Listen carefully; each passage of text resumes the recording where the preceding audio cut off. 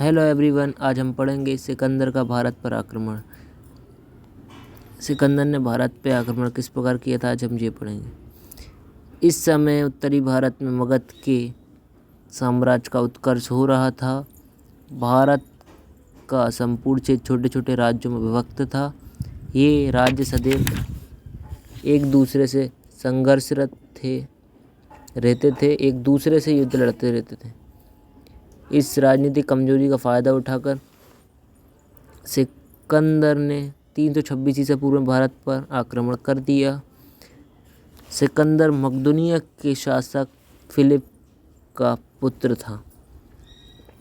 सिकंदर द्वारा भारत पर आक्रमण करने के कारणों में विश्व विजेता बनने की अभिलाषा, धन प्राप्त करने की इच्छा, नए प्रदेशों की जानकारी की इच्छा तथा कुछ भारतीय शासकों के सहयोग का आश्वासन प्रमुख थे।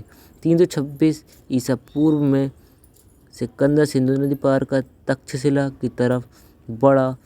वहाँ के शासकों ने उसके समक्ष आत्मसमर्पण कर दिया। पंजाब के राजा पोरस ने सिकंदर के साथ झेलम नदी के किनारे हाइडेस्पीच का युद्ध लड़ा, परंतु हार गया। ब्यास नदी पर पहुंचकर सिकंदर के सिपाहियों ने आगे बढ़ने से इनकार कर दिया।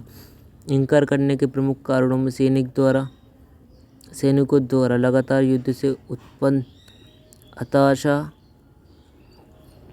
नंदों की विशाल सेना, सीमांत प्रदेश की कष्टदायक जलवायु, घर लौटने की व्यग्रता आदि थे। नवंबर 326 ईसा पूर्व में झेलम नदी के मार्ग से सिकंदर की वापसी यात्रा आरंभ होती है।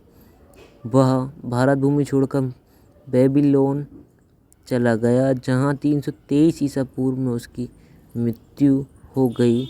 सिकंदर के आक्रमण के प्रभाव भारत में अनेक यवन या यूनानी बस्तियों की स्थापना हुई। भारत तथा यूनान के मध्य एक जल मार्ग एवं 3 स्थल मार्ग खुलने से प्रत्यक्ष संपर्क स्थापित हुआ। जल मार्गों की खोज से पश्चिम एशिया के साथ व्यापार वाणिज्य की वृद्धि हुई। सिकंदर के आक्रमण का एक महत्वपूर्ण परिणाम यह निकला कि भारतीयों में राजनीतिक एकता स्थापित करने की प्रवृत्ति का उदय हुआ।